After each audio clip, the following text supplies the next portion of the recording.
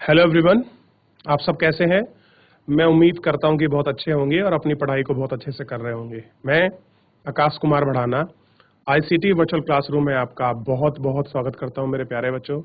जैसा आपको पता है हमारी 6th क्लास है और हम लोग देख रहे हैं सामाजिक एवं राजनीतिक जीवन प्रथम, और उसी के अंतर्गत हम लोग पहले अध्याय की बात कर रहे थे। विविधता की समझ को हम लोग परख रहे थे कि हम किसको विविधता बोलते हैं और क्या है विविधता, और हम यहाँ विविधता में हम किस प्रकार की विविधता की बात कर रहे थे कि कैसे भाषा, रूप, रंग, कलर, क्षेत्र, संस्कृति, खान पीन ये किस तरह से भिन्न है, इनकी क्या विविधता है, क्या इनकी पारस्परिक आपकी पहचान है। इन सभी के बारे में हम लोगों ने अपने इस लेक्चर में बहुत अच्छे से आपका बात की, सारी चीज़ों को बहुत अच्छे से पढ़ा, बहुत अच्छे से सीखा है, बहुत अच्छे से जाना है। अगर इसके बीच आपको कोई भी समाज में जो आपने टॉपिक पढ़ा है, कोई भी आपको दिक्कत हो, कोई चीज़ आपको समझ नहीं आई हो, तो मेरे प्यारे बच्चों आप लोग लाइव जुड़कर चैट के माध्यम से आप अपनी क्वेरी को, आप अपने डाउट को, आप अपने प्रश्न को मुझसे पूछ सकते हैं। किसी का अगर कोई भी डाउट है तो इस चैप्टर से संबंधित। अच्छा, एक बार हाथ खड़ा करके बताइए कि ऐसे कितने बच्चे हैं जिन्होंने इस चैप्टर को घर पर जाकर रिवीजन किया है।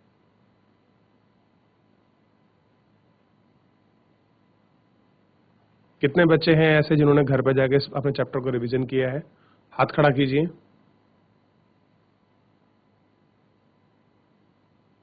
बहुत बढ़िया, यानी कि बहुत कम बच्चों ने रिवीजन किया है और उन्होंने नहीं किया है। देखिए, जब बुक नई हो, मैंने आपको पहले भी बताया था, नई हमारी बुक है, नया ही आपका चैप्टर है, तो हमको रिवीजन अच्छा करना चाहिए ताकि हर एक पॉइंट, हर एक डाउट हमारा बहुत अच्छे से क्लियर हो जाए और कुछ भी चीज़ ऐसी ना रहे जो हमें ऐसा ना लगे जो अनकॉन्शियस हो चीज़ें समझना है। ठीक, अगर हम प्रॉपर तरीके से सबको रिवीजन करते चलेंगे तो हमारी सारी चीज़ें बहुत अच्छे से होती चली जाएंगी, ऐसी मेरी उम्मीद है। चलिए अब हम चलते हैं सीधा आपका डिजिटल बोर्ड की तरफ। देखिए, हम लोग बात कर रहे थे इस चैप्टर के अंतर्गत कि विविधता की समझ, कि हम कैसे किसी विविधता को माप सकते हैं, देख सकते हैं, कैसे उसकी समझ है हम उसको विकसित कर सकते हैं। इन सब चीज़ों पर हम लोग अपना इस लेक्चर के माध्यम से आपका बात कर रहे थे। इसी में हमने बहुत सारी चीज़ों को पढ़ा, नई नई पुरानी चीज़ों को, मिश्रण, आदान प्रति, संस्कृति कि कैसे बदल जाती हैं, क्या उनका मिश्रित रूप होता है, किस तरह से वो मिश्रित होती हैं। इन सभी के विषय में हम लोगों ने अपने इस चैप्टर के माध्यम से बहुत अच्छे से उसको पढ़ा और बहुत अच्छे से हमने उसको देखा है। ठीक, इसमें अगर कोई भी आपका डाउट हो, कोई भी आपका कमेंट हो, तो आप मुझसे लाइव जुड़कर चैट के माध्यम से आप अपनी क्वेरी को, आप अपने प्रश्न को एक बार मुझसे ज़रूर बताइए मेरे प्यारे बच्चों।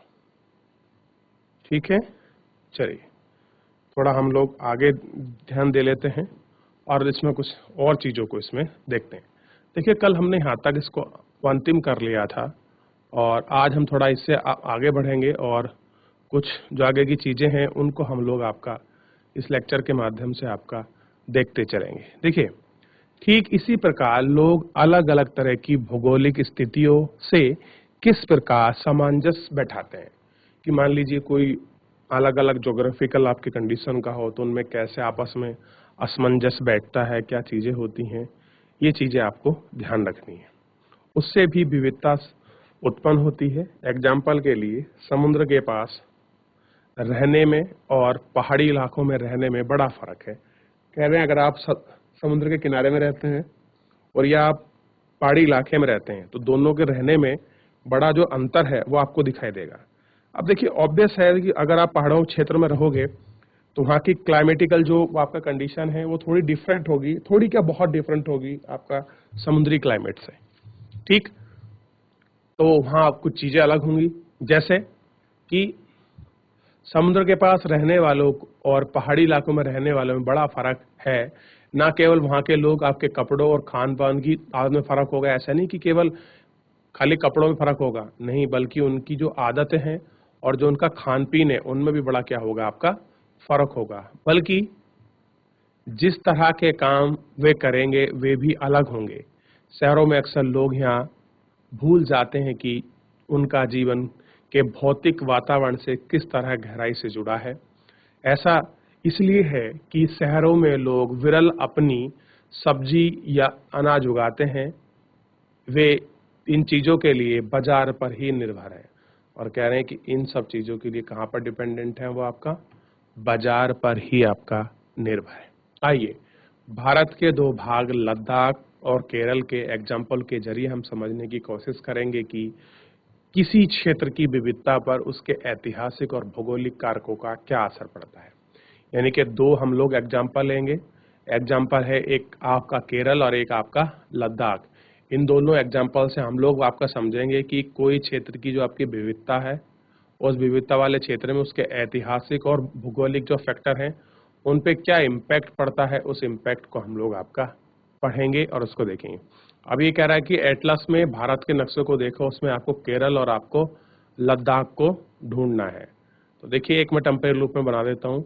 यहाँ पर पड़ेगा आपका ये जो पार्ट है ये वाला होगा केरल, और यह थोड़ा सा ऐसे बनाकर दिखा देता हूँ मैं तुम्हें।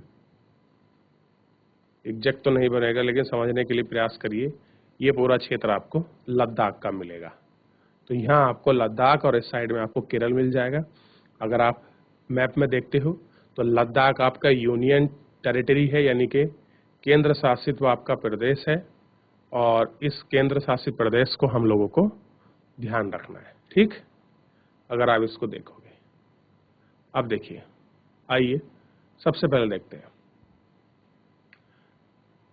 लद्दाख जम्मू कश्मीर के पूर्व में पहाड़ियों में बसा एक रेगिस्तानी इलाका है। सबसे पहले इसकी कंडीशन देखिए, ये ऐसा मिलेगा आपको लद्दाख, चित्र दिखाया गया है, देख रहे हैं कैसा है आपका।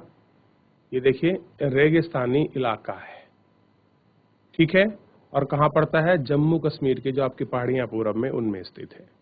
यहाँ पर बहुत ही कम खेती संभव है, और कह रहे हैं कि यहाँ बहुत कम ही आपका खेती होती है, क्योंकि इस क्षेत्र में बारिश बिल्कुल नहीं होती है और इलाके में हर वर्ष काफ़ी लंबे समय में तक बर्फ से ढका रहता है। और कह रहे हैं कि वर्ष के काफ़ी लंबे समय तक क्या होता है, ये बर्फ से ढका रहता है। इस क्षेत्र में बहुत ही कम पेड़ उगते हैं।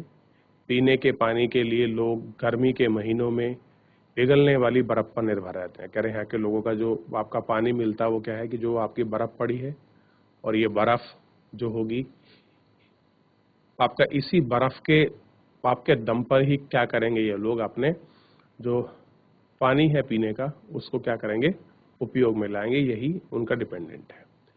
यहाँ के लोग एक खास किस्म की बकरी पालते हैं जिसे पश्मीना ऊन कहते हैं। अब देखिए यहाँ एक आपका बकरी पाली जाती है और उस बकरी के बालों से ऊन बनती है जिसको बोलते हैं पश्मीना शॉल। और आपको पता है बच्चों, और कहते हैं कि जो आपका पश्मीना के जो आपके कपड़े होते हैं, चाहे सूट हो, शॉल हो, जर्सी हो, स्वेटर है, ये बहुत आपके कॉस्टली होते हैं। यानी कि अगर एक शॉल आप लोगोगे साल कम से कम तो 2-3 हज़ार रुपए का आपको मिलेगा एटलीस्ट, इतना महंगा होता है पश्मीना। और पूरे वर्ल्ड में और पूरे भारत में बड़ी डिमांड है पश्मीना की, ये आपको ध्यान रखना है। लद्दाख के लोग बड़ी सावधानी से ऊन को इकट्ठा करके कश्मीर के व्यापारियों को बेचते हैं। मुख्यतः कश्मीर में ही आपका पश्मीना शाल आपकी बुनी जाती है। और कहाँ बनते हैं, आपके कश्मीर के अंदर इन शॉलों को आपकी बुनाई होती है। यहाँ के लोग दूध से बनने वाले पदार्थ जैसे मक्खन, चीज, आपके खास तरह के छेना एवं मांस खाते हैं। हर एक परिवार के पास कुछ गाय, बकरी और याक हैं। रेगिस्तान होने का यहाँ मतलब नहीं है कि व्यापारी यहाँ आने के लिए आकर्षित नहीं है। लद्दाख तो व्यापार के लिए अच्छा रास्ता माना जाता है, क्योंकि यहीं से कई घाटियां गुजरती हैं जिससे गुजरकर मध्य एशिया के काफिले उच्च क्षेत्र तक पहुंचाए जाते हैं। यानी कि लद्दाख से ही जो आपका व्यापारिक मार्ग है वो आपका बनता है, और मध्य एशिया का जो आपका व्यापार है वो आपका इसी क्षेत्र के होके माध्यम से आपका गुजरता है, बाय रूट की अगर हम लोग बात करें, जिसे आज तिब्बत कहते हैं। ये काफिले अपने साथ मसाले, कच्चा रेशम दरिया से लेकर आपके चलते हैं। यानी कि बहुत सारी अपने साथ दरिया हैं, कच्चे मसाले और बहुत सारी चीज़ों को लेकर जाते हैं। लद्दाख के रास्ते ही बौद्ध धर्म तिब्बत पहुंचा, और कह रहे हैं इस लद्दाख के बाप का रास्ते ही जो आपका बौद्ध धर्म है वो कहाँ पहुंचा, तिब्बत पहुंचा। लद्दाख को छोटा तिब्बत भी कहते हैं। करीब 400 साल पहले यहाँ पर लोगों का इस्लाम धर्म से परिचय हुआ। कह रहे हैं 400 साल पहले लोगों ने इस्लाम धर्म को यहाँ पहचाना था। और अब अच्छी खासी संख्या में मुसलमान रहते हैं। लद्दाख में गानों और कविताओं का प्रसिद्ध मौखिक संग्रह है। तिब्बत का ग्रंथ केसर सांग लद्दाख में काफी प्रचलित है। ध्यान रखना, ये तिब्बत का आपका ग्रंथ है और ये काफी प्रचलित है। उसके स्थानीय रूप को मुसलमान और बौद्धिक ही लोग गाते हैं और उस पर नाटक खेलते हैं। देखिए, ये लड़की आज क्या कर रही हैं, महिलाएं पश्मीना शाल की बुनाई करती हुई औरतें। तो आपको देखना है कि कैसे पश्मीना जो शॉल है वो आपका बनाया जाता है, कैसे उसकी बुनाई होती है, ये आपको देख लेना चाहिए। ठीक है, ये आपको ध्यान रखना है। ठीक, क्लियर है, ध्यान रहेगा इतना। आगे देखते हैं। केरल भारत के दक्षिणी पश्चिम कोने में बसा हुआ राज्य है। यहाँ एक तरफ समुद्र से घिरा हुआ है और दूसरी तरफ पहाड़ियों से। इन पहाड़ियों पर विविध प्रकार के मसाले जैसे काली मिर्च, लौंग, इलायची आदि उगाए जाते हैं।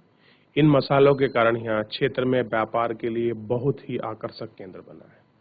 और क्या बना है कि यहाँ बहुत ही आकर्षक केंद्र बना है। सबसे पहले अरबी और यहूदी व्यापारी आपके केरल आए। ऐसा माना जाता है कि ईसा मसीह ने धर्मदूत संत थॉमस को लगभग 2000 साल पहले यहाँ आए। और कह रहे हैं कि जो आप देखिए, सबसे पहले अरबी और आपके यहूदी लोग कहाँ आए थे, व्यापारी थे, ये आपके केरल में आए। और कहते हैं कि जो दूत थे ईसा मसीह के, संत थॉमस, यहाँ लगभग 2000 साल पहले कहाँ आए थे, आपका यहाँ आए। और यहाँ आने के बाद देखिए क्या हुआ, भारत में ईसाई धर्म आपका लाने का श्रेय उन्हीं को जाता है, उन्हीं को जाता है। ठीक है, यानी कि अगर आपसे प्रश्न बन जाए कि भारत में ईसाई धर्म को लाने वाला कौन है, तो आप कह सकते हैं, ये आप नाम लेंगे कि संत थॉमस को ही क्या जाता है, ये आपका श्रेय जाता है। ठीक है, ये आपको ध्यान रखना है। अरब से कई व्यापारी यहाँ आकर बस गए। इब्न बतूता ने, जो करीब 700 साल पहले यहाँ आए, अपनी यात्रा वृत्तांत में मुसलमानों के जीवन का विवरण देते हुए लिखा है कि मुसलमान समुदाय की यह बड़ी इज्जत थी।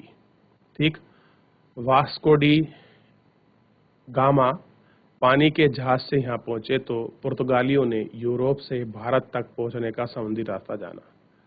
क्या किया, भारत से समुद्र तक रास्ता जाना। इन सभी ऐतिहासिक प्रभाव के कारण केरल के लोग विभिन्न धर्मों का पालन करते थे, जिनमें यहूदी, इस्लाम, ईसाई, हिंदू और बौद्ध धर्म शामिल था। क्या शामिल है, यहूदी, इस्लाम, सिख, हिंदू और बौद्ध धर्म जो है इसमें शामिल है। चीन के व्यापारी भी केरल आए। यहाँ पर मछली पकड़ने के लिए जो जाल इस्तेमाल किया गया था वे चीनी जालों से हूबहू मिलते थे और उन्हें चीना वाला कहते थे। अब देखिए, चीन से जो आपके व्यापारी कहाँ है, केरल, और क्या करते थे, मछली पकड़ने के लिए जो जाल का इस्तेमाल करते थे, चीन जाल से इन्हें हूबहू मिलते हैं, यानी कि वैसे मिलते हैं। इसे क्या बोलते हैं, आपका चीना वाल कहते हैं। तालने के लिए जो बर्तन, यानी कि जो आपके तलने के लिए जो आपका बर्तन इस्तेमाल में होता था, उसे आपका चीना चट्टी कहते थे। इसमें चीन शब्द इस बात की ओर इशारा करता है कि इसकी उत्पत्ति वहां हुई थी। केरल में उपजाऊ जमीन, जलवायु चावल की खेती के लिए बहुत उपयोगिता है और वहां के लोग अधिकतर मछली, सब्जी और चावल खाते हैं। क्या करते हैं, मछली, सब्जी और जो आपके चावल है वो आपका खाते हैं। अब देखिए, केरल में मनाए जाने वाला ओमन का एक विशेष आकर्षण नाव प्रतियोगिता। यहाँ कंपटीशन होता है नाव में। ठीक है, कि कौन तेज से अपनी आपका नाव दौड़ाएगा, कौन नाव पे पहुंच जाएगा। इस तरह का जो कंपटीशन है वो आपका होता है और ये आपका ध्यान रखता है। ठीक है, ये किस तरह की बात है, आपको ध्यान रखना है। ठीक, जहां केरल और लद्दाख की भौतिक स्थिति एक दूसरे से बिल्कुल अलग है, वहीं हमें यह भी देखते हैं कि दोनों क्षेत्रों के इतिहास में एक ही प्रकार के सांस्कृतिक भाव हैं। दोनों ही क्षेत्रों को चीन और अरब से आने वाले व्यापारी आपका प्रभावित किया। यानी कहाँ से? चाइना से और अरब से जो भी आपके व्यापारी आए हैं उन्होंने क्या किया? क्षेत्र को प्रभावित किया है। ठीक है, और दोनों की आपकी संस्कृति को भी। जहाँ केरल की भौतिक स्थिति ने मसालों की खेती संभव बनाई, और क्या मिली यहाँ? मसालों की खेती। वहीं लद्दाख में विशेष स्थिति में ऊन ने व्यापारी को अपनी ओर खींचा, यानी कि जो ऊन था उसने अपनी ओर। इस तरह पता चलता है कि किसी भी क्षेत्र के सांस्कृतिक जीवन का उसके इतिहास और भूगोल से प्राय गहरा रिश्ता है। ठीक, विविध संस्कृतियों का प्रभाव केवल बीते हुए काल में ही बताता है। हमारे वर्तमान जीवन का आधार ही काम के लिए एक जगह से दूसरी जगह जाना है। हर तरफ कदम के साथ हमारे संस्कृति, रीति रिवाज और ठीक इस तरह के अपने पड़ोस में हम अलग अलग समुदाय के लोगों के साथ रहते हैं। अपनी रोजमर्रा के जीवन में हम मिलजुल कर काम करते हैं। जो भी हमारा रोजमर्रा का जीवन है, अलग अलग जो भी आपके समुदाय हैं उनके साथ हम लोग रहते हैं और क्या करते हैं? जो हमारा रोजमर्रा का जीवन है उसको जीते हैं। एक दूसरे के रीति रिवाज और आपकी परंपराओं में हम घुल मिलते हैं। यानी कि जो हम एक दूसरे की जो परंपरा है, रीति रिवाज है, तौर तरीके हैं, हम उनमें सब क्या हो जाते हैं? आपस में घुल मिल जाते हैं। विविधता में एकता। अब जो आपकी विविधता है, अब उसमें हमको क्या देखनी है? हमको बच्चों एकता देखनी है। ध्यान रखिए, क्या करना है हमें विविधता में एकता देखनी है। तो उस विविधता की एकता के लिए हमको ध्यान रखना है कि ये क्या चीजें हैं, कैसे एकता रहेगी, इसको देखिए। भारत की विविधता या अनेकता को उसकी ताकत का स्रोत माना जाता है। क्या मानते हैं? ये उसकी ताकत का क्या है? आपका स्रोत माना जाता है। जब अंग्रेजों का भारत पर राज था तो विभिन्न धर्म, भाषा और क्षेत्र की महिलाओं और पुरुषों की खिलाफ मिलकर लड़ाइयां लड़ी थी। भारत के स्वतंत्रता संग्राम में अलग अलग परिवेश के लोग शामिल थे। उन्हें एकजुट होकर आंदोलन किया, इकट्ठे जेल गए और अंग्रेजों का अलग अलग तरीके से विरोध किया। अंग्रेजों ने सोचा था कि भारत के लोगों में फूट डाल सकते हैं क्योंकि उन्हें काफ़ी विविधताएं हैं और इस तरह से उनका राज चलेगा।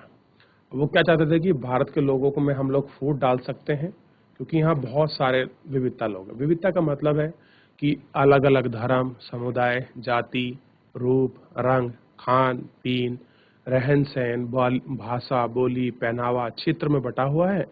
तो हम लोग इस तरह से फूट डाल देंगे और उन पर हम राज चला सकते हैं। मगर लोगों ने दिखला दिया कि वे एक दूसरे की चाह में कितने अभिन्न भिन्न हैं और अंग्रेजों की लड़ाई में जाने वाली ये सब बातें एक थी।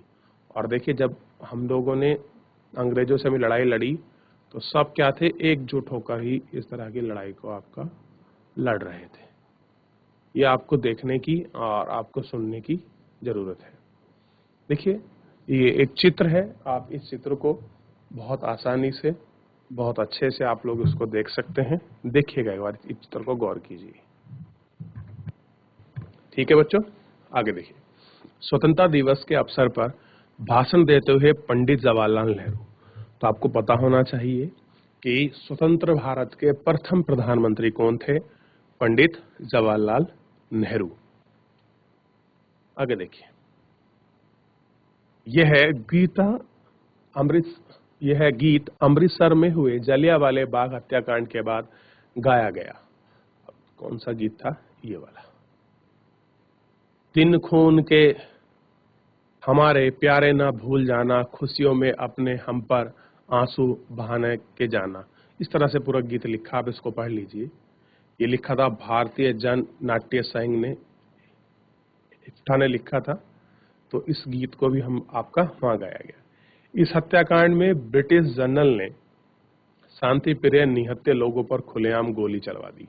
देखिए, जलियांवाला हत्याकांड जो है वो आपका अमृतसर में हुआ था और जनरल डायर ने क्या करा था? वहां पर भीड़ लोग शांति से खड़ी थी। डॉक्टर सफरुद्दीन आपका किचलू की आपकी गिरफ्तारी हो गई थी, तो उसके विरोध के लिए मीटिंग कर रहे थे। तो जलियांवाले बाग में तो जनरल डायर ने अंधाधुंध फायरिंग कर दी और बहुत सारे लोग उसमें मारे गए। अब देखिए, जो बाग में इकट्ठा होकर सभा कर रहे थे, महिला, पुरुष, हिंदू, मुस्लिम एवं सिख, कितने सारे लोग थे जो अंग्रेजों की पक्षपातपूर्ण नीतियों का विरोध करने लगे थे। क्या कर रहे थे? उनकी पक्षपात नीति का विरोध कर रहे थे। और किसकी? अंग्रेजों की। उनमें से बहुत से लोगों की जानें गईं और उनमें से ज्यादा घायल हुए। यह गीत उन्हें शहीदों को याद में गाया गया था। और कहें जो लोग शहीद हुए थे उनकी याद में यह गीत गाया गया था। स्वतंत्रता संग्राम के दौरान उभरे गीत और उन्हें विविधता के प्रति हमारा गहरा विश्वास बनाया। क्या आप भारतीय झंडे की कहानी जानती हैं? स्वतंत्रता संग्राम के दौरान ही भारत के झंडे की परिकल्पना की गई। इस झंडे को सारे भारत में लोगों ने अंग्रेजों के खिलाफ इस्तेमाल किया। क्या किया? लोगों ने अंग्रेजों के खिलाफ आपका इस्तेमाल किया। जवाहरलाल नेहरू ने अपनी किताब भारत की खोज में लिखा है कि भारत एकता कोई बाहर से थोपी हुई चीज नहीं थी। और जवाहरलाल नेहरू ने क्या लिखा है? भारत की खोज, आपका डिस्कवरी ऑफ इंडिया और इनकी बुक है पंडित जवाहरलाल नेहरू की, याद रखना आप लोग। इसमें लिखता है कि भारत में जो एकता है वो कोई बाहर की थोपी गई आपकी चीज नहीं है, बल्कि क्या है? बहुत ही गहरी है, जिसके अंदर अलग अलग तरह के विश्वास और प्रथाओं को स्वीकार करने की भावना है। इसमें विविधता को पहचान और प्रोत्साहित किया गया है। यहाँ नेहरू ही थे जिन्होंने भारत में विविधता का वर्णन किया और अनेकता में एकता का विचार हमें दिया। यानी कि अनेकता में जो एकता की बात है वो किसने दी है? आपका ध्यान रखना है, वो आपका नेहरू जी ने ही दी है। आप इसको ध्यान रखिएगा, ठीक है? अगर आप इसको ध्यान रखेंगे तो ये चीजें आ जाएंगी। रविंद्रनाथ टैगोर द्वारा रचित हमारा राष्ट्रीय गान भी भारतीय एकता का ही एक अभिव्यक्ति है। किसने रचा? देखिए, जो हमारा आपका राष्ट्रीय गान है किसने रचा है? रविंद्रनाथ टैगोर। ध्यान रखिए, पता होगा आप सभी को। राष्ट्रीय गान किस तरह से एकता का वर्णन करता है, आप अपने शब्दों में लिखिए। यानी कि आप कैसे कह सकते हैं कि जो राष्ट्रीय गान है वो एकता को आपका प्रतीक करता है। अगर आप उसके शब्दों को देखेंगे तो उसके सारे शब्द आपको एक एक करके मिलेंगे, ठीक? अब ये आपके प्रश्न उत्तर हैं, आपका अभ्यास है कि आप इलाके में मनाए जाने वाले विभिन्न त्योहारों की सूची बनाइए। इनमें से कौन सा त्योहार आपका सभी समुदाय आपका मना सकते हैं। तो इस तरह से है बहुत सारे प्रश्न। तो देखिए, जलियांवाला बाग की कहानी तो हमने बिल्कुल अभी पढ़ी है। एकता में अनेकता के मतलब बिल्कुल अभी पढ़ा है। समृद्धि विविधता की विरासत को हमने जो पहला लेक्चर पढ़ा उसमें है। लद्दाख की कहानी आज पढ़ी है। तो इस तरह से पूरा चैप्टर आपका कंप्लीट हो गया। कुछ भी ऐसा नहीं है कि हम लोगों ने इसमें कुछ भी बाहर से पढ़ा हो। तो हमने बहुत सारी आपका चीज़ों को इसमें सीखने का मौका मिला और बहुत सारी चीज़ों को हम लोगों ने इस चैप्टर के माध्यम से आपका सीखने का प्रयास किया है, ठीक है? तो आप सभी को इन सब चीज़ों को बहुत अच्छे से पढ़ना है और बहुत अच्छे से इनको देखना है और याद रखना है। क्लियर है? चलिए, अगर आप इस तरह से करते हैं तो सारी चीज़ें आपकी बहुत अच्छे से रहेंगी। तो इसमें कुछ पूछना है, कुछ डाउट है, आप मुझसे पूछ सकते हैं। कोई भी स्कूल का कोई भी बच्चा। चलिए, कोई आपका डाउट नहीं है, एक बार फिर देख लेते हैं। कुछ एक बीच में एक चीज मैंने छोड़ दी थी, मैंने कहा इस बॉक्स को हम लोग बाद में पढ़ेंगे। आइए आज उसको देख लेते हैं हमने पढ़ा कि नहीं, ताकि हम लोग सारी चीजों को अच्छे से देख पाएं और अच्छे से इस बॉक्स को पहचान पाएं। देखिए, ये ऊपर था कि नीचे था?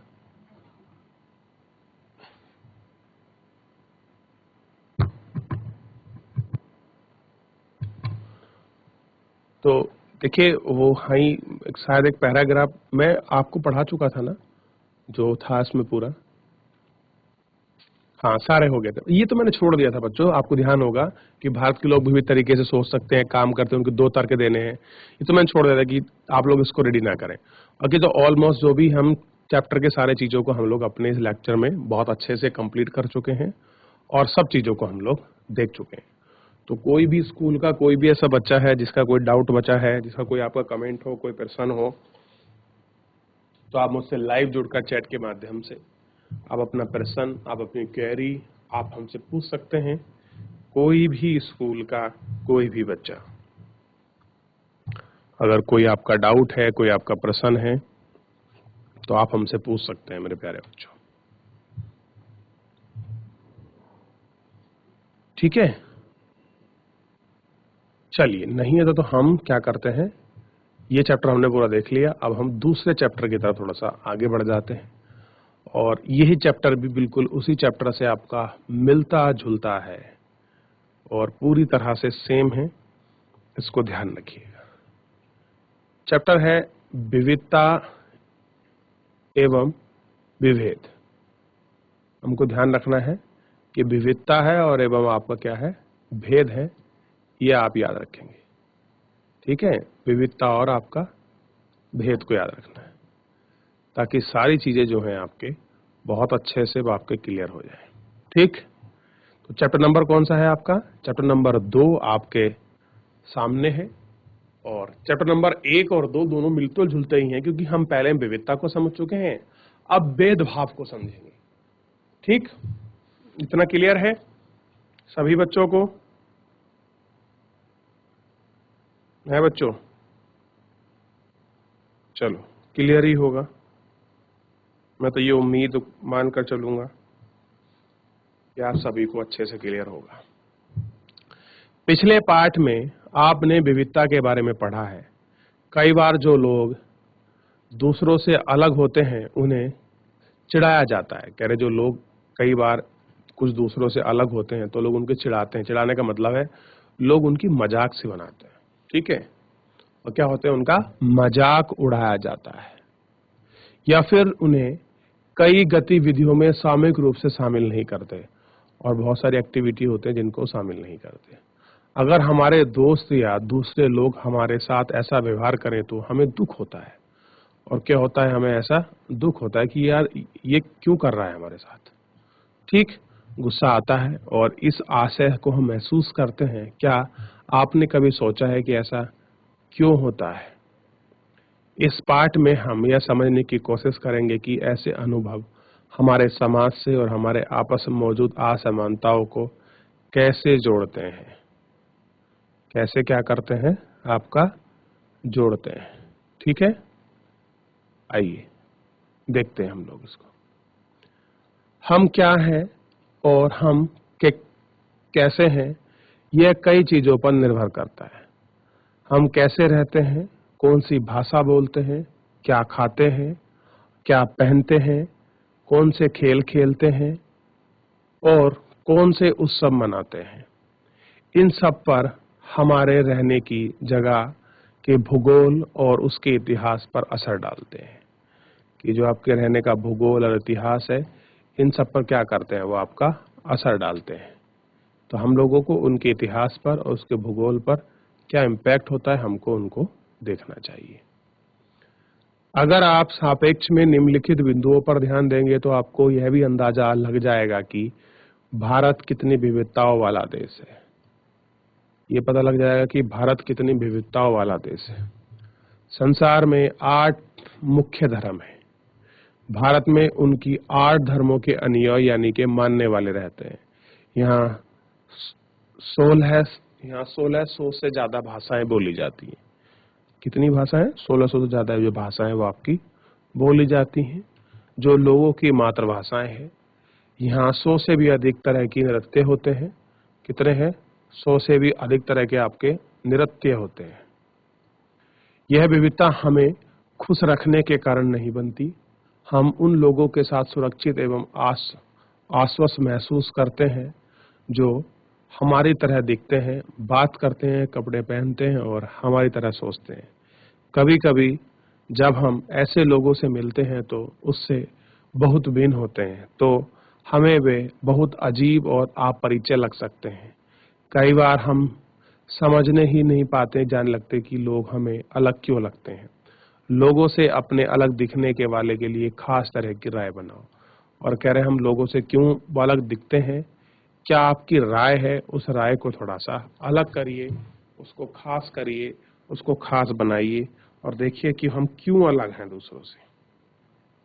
ठीक है, यह आपको थोड़ा सा ध्यान रखना है। ताकि आपको पता लग जाए हम दूसरे से किस प्रकार भिन्न हैं। ठीक है, ये आपको याद रखना है। चलिए आगे देखते हैं, बहुत सारी चीजों को पढ़ते हैं और इन पर विचार करते हैं। सबसे पहले एक शब्द पढ़ लेते हैं, पूर्वाग्रह। इसको जानते हैं कि जो आपका पूर्वाग्रह है वो क्या है, वो आपका पूर्वाग्रह हमको पता होना चाहिए। देखिए, उन कथनों को देखिए जो आपको ग्रामीण और शहरी लोगों के बारे में सही लगते हैं। जिन कथनों पर से आप सहमत हैं उन पर निशान लगाइए। क्या आप दिमाग में शहरी या ग्रामीण लोगों को लेकर किसी प्रकार का पूर्व आग्रह है? अब देखिए, सिंपल ये मतलब है कि आपने ग्रामीण और गांव के लोगों के बारे में कुछ पहले से ही सोच के डिसाइड करके अपने मन में रखा हुआ है क्या, बिना देखे भाले? उसको बोलते हैं पूर्वाग्रह। ठीक है, क्या दूसरे लोगों के दिमाग में ये भी पूर्वाग्रह है? और क्या जिस तरह आप सोच रहे हैं कि इस तरह दूसरे लोगों के में भी है? लोगों के दिमाग में आपके पूर्वाग्रह क्यों होते हैं? जिन आपके पूर्वाग्रह को आपने अपने आसपास महसूस किया है उनकी सूची बनाइए। ये पूर्वाग्रह लोगों के व्यापार को कैसे प्रभावित करते हैं और ये कैसे लोगों का जो व्यापार है उसको प्रभावित करते हैं, ये आपको देखना है। ठीक, अब कह रहे ग्रामीण लोगों के बारे में। आधे से ज्यादा लोग गांव में रहते हैं, भारतीय लोग। बिल्कुल सही बात है। गांव के लोग आधुनिक प्रौद्योगिकी का इस्तेमाल करना पसंद नहीं करते। देखिए, पहले था ऐसा, लेकिन अब नहीं है, अब तो करते हैं। फसल की बुआई और कटाई के समय परिवार के लोग 10 से 12 घंटों तक खेतों में काम करते हैं। बिल्कुल सही बात है। ग्रामीण लोग काम की तलाश में शहरों की ओर स्थानांतर करने के लिए बाध्य हैं। अब एक शब्द आया, बाध्य है। क्या ऐसा मजबूर है? तो हाँ, लगभग है, क्योंकि जब गांव में रोजगार नहीं मिलता तो उन्हें शहर की तरफ मूव करना पड़ता है। अब थोड़ा शहर के बारे में टिक कर लेते हैं। शहरी जीवन बड़ा आसान होता है। यहाँ के लोग बिगड़ते हुए और आलसी होते हैं। अब देखिए, कह रहे बड़ा आसान है, तो मैं नहीं मानता शहर का जीवन आसान है, और आलसी और बिगड़े होते मैं ऐसा भी नहीं मानता। शहरों में लोग अपने परिवार के सदस्यों के साथ बहुत कम समय बिताते हैं, ये चीज मैं मानता हूँ। शहरी लोग केवल पैसे की चिंता करते हैं, लोगों की नहीं। तो ये भी लोगों का अपना पूर्वाग्रह हो सकता है। ऐसा है या नहीं है, आई डोंट नो। मैं इसको ज्यादा एग्री नहीं करता, मैं इस पर टिक नहीं कर सकता, क्योंकि मैं इतना व्यक्तिगत नहीं हूँ। शहरों में रहना बहुत महंगा पड़ता है, लोगों की कमाई का एक बहुत बड़ा हिस्सा वहां रहने में खर्च हो जाता है। ये बात बिल्कुल सही है। तो ये दो चीज ऐसे हैं जिनके साथ मैं पॉइंटों में सहमत करता हूँ, बाकी और मैं सहमत नहीं करता। एग्रीकल्चर में ये चीज जो नहीं है कि वो लोग कृषि को मॉडर्न को पसंद नहीं करते, नहीं करते हैं।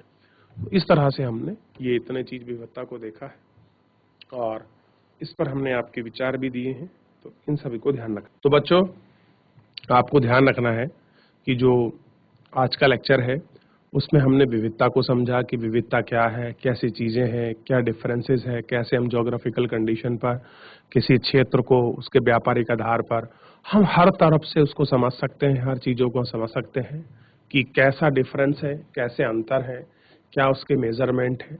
इन सभी को हम लोगों ने इस लेक्चर के माध्यम से उसको समझने की, उसको पढ़ने की हमने इसको पूरा प्रयास किया है। तो आज के लिए इतना ही। मैं उम्मीद करूंगा कि मेरे प्यारे बच्चे अपने इस लेक्चर को घर पर जाकर एक बार अवश्य रिवीजन करेंगे। लेक्चर के दौरान कोई चीज़ आपको समझ नहीं आती तो कल आप लोग लाइव जुड़कर चैट के माध्यम से आप अपनी क्वेरी को, आप अपने प्रश्न को, अपने डाउट को मुझ तक भेज सकते हैं। कोई भी स्कूल का कोई भी बच्चा। तब तक के लिए अपना ध्यान रखिए, स्वस्थ रहिए और अपनी पढ़ाई को बहुत अच्छे से करते रहिए। मुझसे जुड़ने के लिए आपका बहुत बहुत